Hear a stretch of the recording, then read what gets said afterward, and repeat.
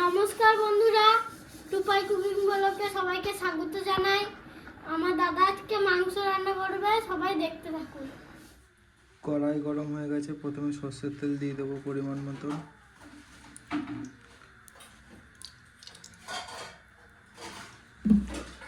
মাংস রান্নার জন্য প্রথমে আলুগুলো লাল লাল করে ভেজে নেব। তেল গরম হয়ে গেছে, আলুগুলো ভেজে নেব।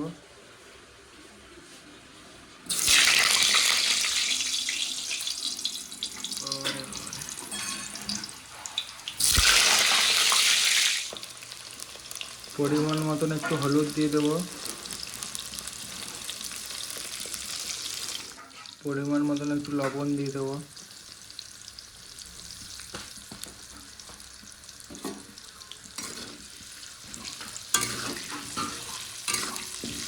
কোথা থেকে নিয়ে আসলি রুটিগুলো?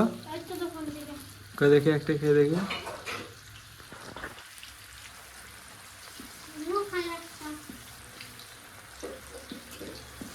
রুটিগুলো খুব সুন্দর, মিষ্টি মিষ্টি, ভালো লাগে খেতে। দেখি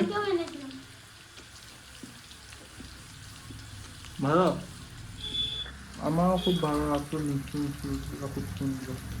আমার আলুগুলো লাল লাল করে ভাজা হয়ে গেছে, এবারে তুলে নেবো।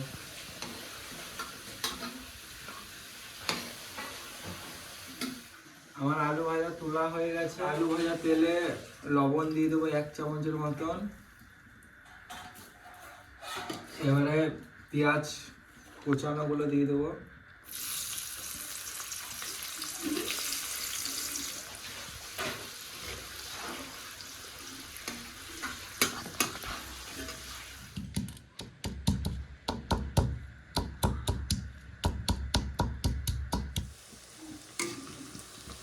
পেঁয়াজটা লাল লাল করে ভাজা হয়ে গেছে, এবার আদা রসুন বাটাটা দিয়ে দেবো।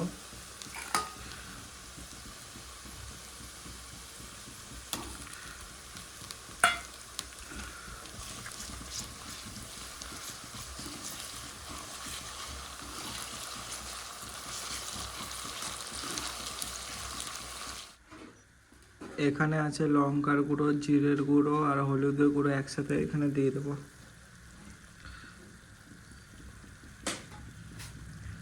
এবারে ভালো করে নাড়িয়ে চাড়িয়ে নেব। সাথে সাথে টমেটো কুচিগুলোও দিয়ে দেবো।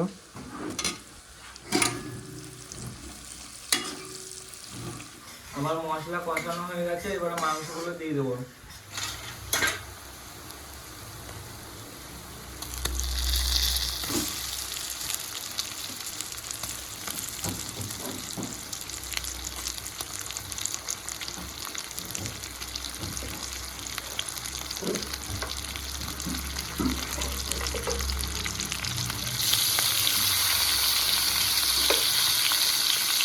আমার মাংস ধোয়া হয়ে গেছে, এবারে মাংসটা ভালো মতন কষিয়ে নেব।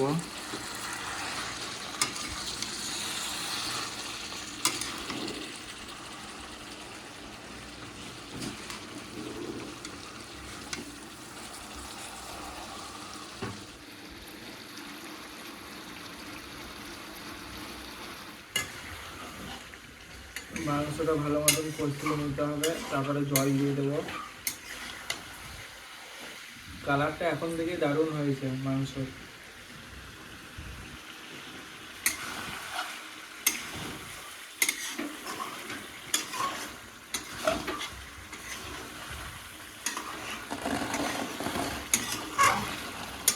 কেমন কালার হয়েছে ওর? ভালো।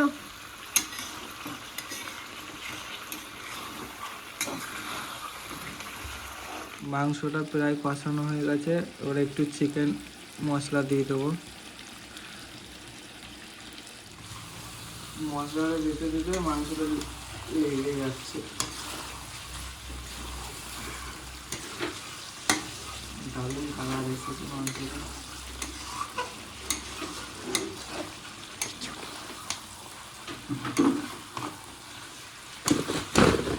আমার মাংস কষানো হয়ে গেছে, এবারে এই যে পাশে উষ্ণ উষ্ণ গরম জল আছে, এটা দিয়ে দেবো। জল গরম করতে দিয়েছিলাম একটু আগে।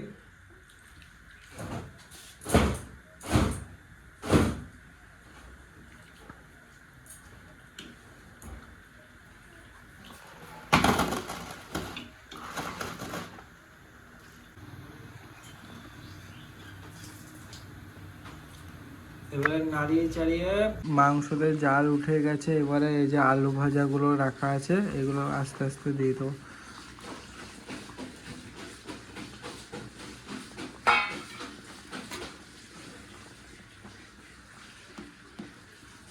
এবারে 5 মিনিট ঢেকে রেখে দেবো।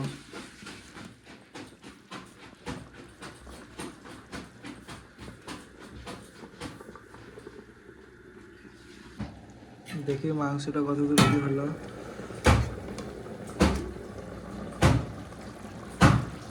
বাবারে, সেন্টটা তো দারুণ আসছে।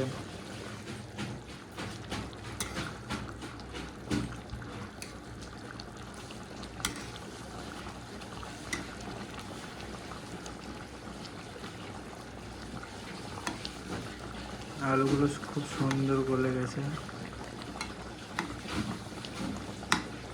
মাংস রান্না হয়ে গেছে, এবারে ধনেপাতা দিয়ে নামিয়ে নেবো।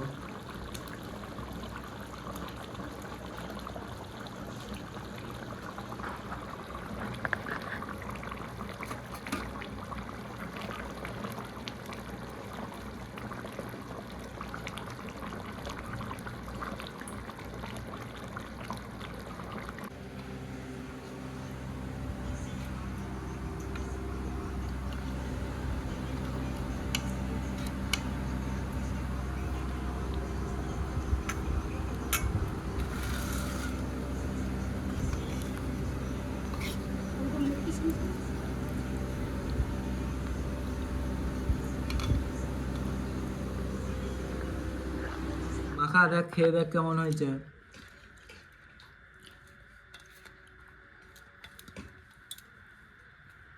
ঝরলে ঝরলে একটু, হ্যাঁ গরম। এটা কি অর্ক? জলপাইয়ের আচার।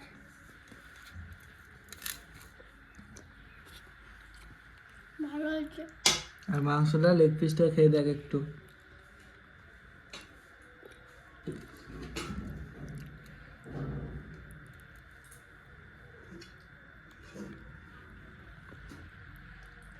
ভালো হয়েছে।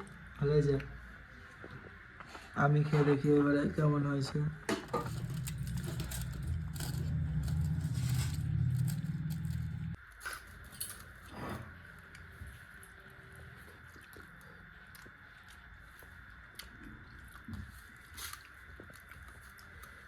নুনটা একটু কম হয়েছে।